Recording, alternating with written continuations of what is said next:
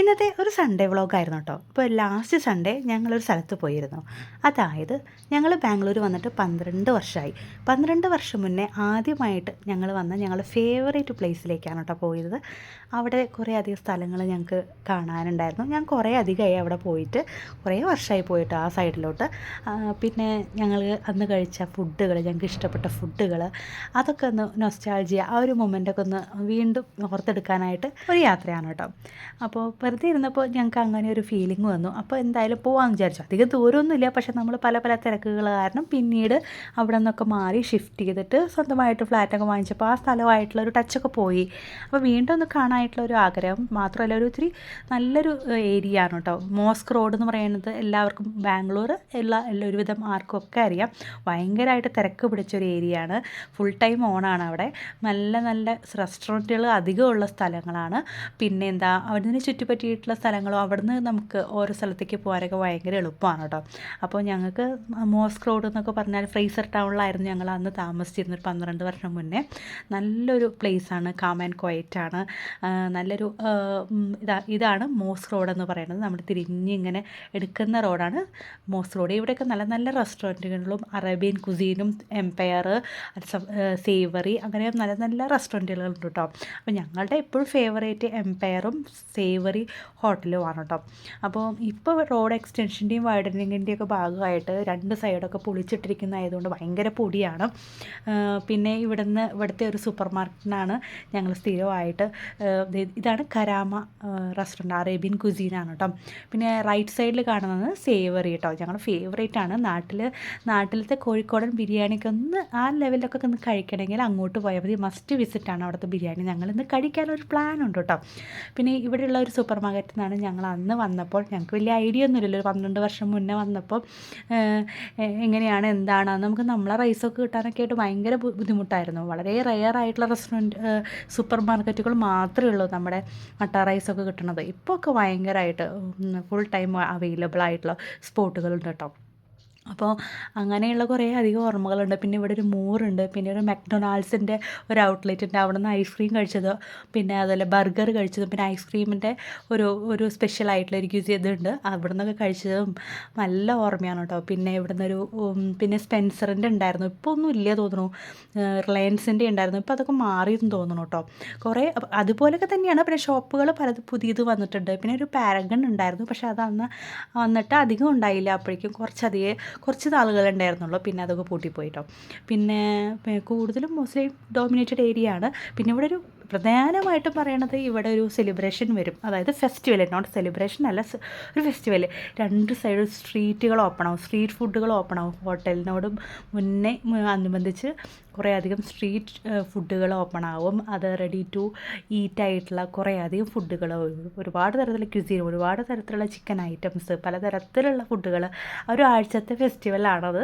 അത് നമുക്ക് രാത്രിയും മുഴുനീളം അത് ഓണായിരിക്കും. അതൊക്കെ കണ്ട് ഭക്ഷണം കഴിച്ചിട്ടൊക്കെ നടക്കാനുള്ള ഓർമ്മയൊക്കെ ഭയങ്കര ഒരു ഫീലിംഗ് ആയിരുന്നു അന്നത്തെ. അന്ന് മോളൊന്നും ജനിച്ചിട്ടുണ്ടായില്ല, ഞാനും ഹസ്ബൻഡും മാത്രമേ ഉണ്ടായിരുന്നുള്ളൂ. അപ്പോൾ ഞങ്ങൾ വന്ന സമയത്തൊക്കെ എൻജോയ് ചെയ്ത് നടന്നിരുന്ന ഒരു സ്ഥലമാണ് കേട്ടോ. അപ്പോൾ ഇന്നത്തെ ലഞ്ച് എന്ന് പറയുന്നത് ഞങ്ങൾ സേവറി ഹോട്ടലിലെ അന്ന് കഴിച്ച ആ ബിരിയാണിയാണ് കേട്ടോ ഇന്ന് കഴിക്കാൻ പോണത്. അപ്പോൾ ഇന്നിപ്പം മോൾക്ക് വേണ്ടിയിട്ട് ഫിഷ് ഫിംഗറൊക്കെ ഓർഡർ ചെയ്തിട്ടുണ്ട്, ഒരു സ്റ്റാർട്ടർ. ഞങ്ങൾക്ക് വെയിറ്റ് ചെയ്യാനായിട്ടുള്ള ഒരു ഇതുണ്ടായിരുന്നില്ല, നല്ല വിശപ്പുണ്ടായിരുന്നു. അപ്പം ഡയറക്റ്റായിട്ട് ബിരിയാണി കഴിക്കാം. അതായത് നമ്മൾ നാട്ടിൽ നിന്ന് ഒരു ബിരിയാണി കഴിച്ചാൽ ആ ഒരു ഫീലിംഗ് കിട്ടണമെങ്കിൽ ഇവിടെ വന്ന ഒരു ബിരിയാണി കഴിച്ചാൽ മതി കേട്ടോ. നല്ല പണ്ട് നമുക്ക് കിട്ടുന്ന ആ ഒരു ബിരിയാണിയിൽ നല്ല മസാലയിലൊക്കെ പൊതിഞ്ഞ് എഗ്ഗൊക്കെയുള്ള ആ ഒരു നന്നായിട്ട് ഉള്ളിയും നല്ല ഫ്രൈ ചെയ്ത ചിക്കനിൽ ഉണ്ടാക്കിയെടുത്തിട്ടുള്ള ഒരു ബിരിയാണി ഉണ്ടല്ലോ, അത് ഇവിടുത്തെ ഒരു സ്പെഷ്യാലിറ്റിയാണ് കേട്ടോ. ഇവരുടെ ഒരു സ്പെഷ്യൽ മസാലയൊക്കെ ചേർത്തുണ്ടാക്കുന്നതാണ്. നല്ലൊരു ടേസ്റ്റാണ് കേട്ടോ. എന്താ പറയുക, നമുക്ക് അങ്ങനെ മട്ടിപ്പ് തോന്നാത്ത ഒരു ബിരിയാണിയാണ് ഇവരുടെ കേട്ടോ. അപ്പോൾ അത് സ്റ്റാർട്ടറൊക്കെ കഴിച്ചിങ്ങനെ ഇരിക്കുകയാണ്, ബിരിയാണി ഇങ്ങനെ എപ്പോഴാണ് വരിക എന്നുള്ളൊരു വെയിറ്റിംഗ് കൊണ്ട് ഇരിക്കാറുണ്ട്. ഫിഷ് ഫിംഗർ കൊള്ളായിരുന്നു കേട്ടോ, നല്ലതാണ്. ഇപ്പോൾ ഈ ഫിഷ് കഴിക്കാത്ത കുട്ടികളുണ്ടല്ലോ, എൻ്റെ മോള് ഫിഷ് തൊടാത്ത ആളാണ്.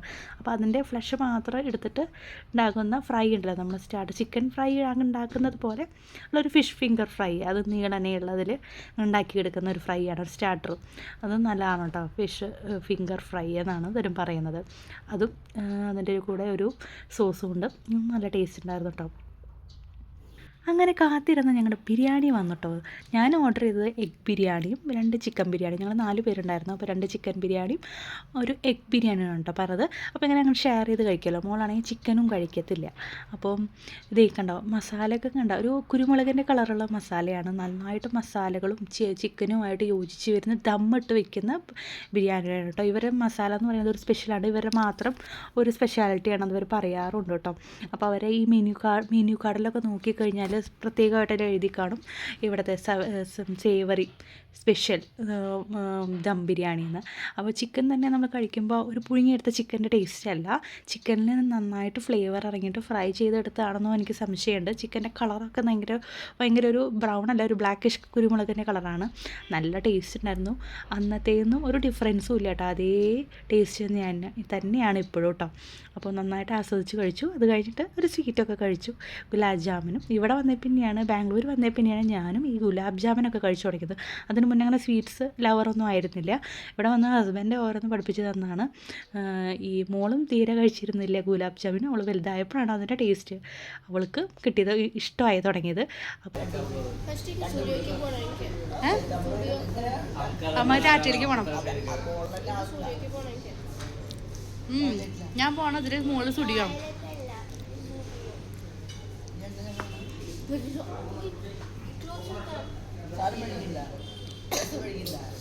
അങ്ങനെ ഇന്നത്തെ ചെറിയ പർച്ചേസിങ്ങും ഷോപ്പിങ്ങും ഒക്കെ കഴിഞ്ഞു കേട്ടോ. സുധിയെ പോകണമെന്ന് മോള് പറഞ്ഞിരുന്നു. അപ്പോൾ അവൾക്ക് എന്തോ വാങ്ങിക്കണം എന്നൊക്കെ പറഞ്ഞിരുന്നു. അപ്പോൾ അതൊക്കെ എടുത്തു തിരിച്ച് ഫ്ലാറ്റിലോട്ട് പോകാൻ കേട്ടോ. അപ്പോൾ ഞങ്ങൾ തിരിച്ച് ഫ്ലാറ്റിൻ്റെ അവിടെ എത്താറായി. ഞങ്ങൾ ഫ്ലാറ്റിലോട്ട് പോകുന്ന വഴിയാണ് കേട്ടോ. അപ്പോൾ അവിടെ നിറച്ച് ഇപ്പോൾ ആദ്യമൊന്നും അധികം അങ്ങനെ പ്രൊജക്റ്റുകൾ ഉണ്ടായിരുന്നില്ല. ഇപ്പോൾ ഫുൾ ടൈം പ്രൊജക്റ്റുകളുടെ ഒരു ബഹളമായിക്കൊണ്ടിരിക്കുകയാണ് ഞങ്ങളുടെ ഏരിയ. ഒരുപാട് ഫ്ലാറ്റ്സൊക്കെ വന്നു.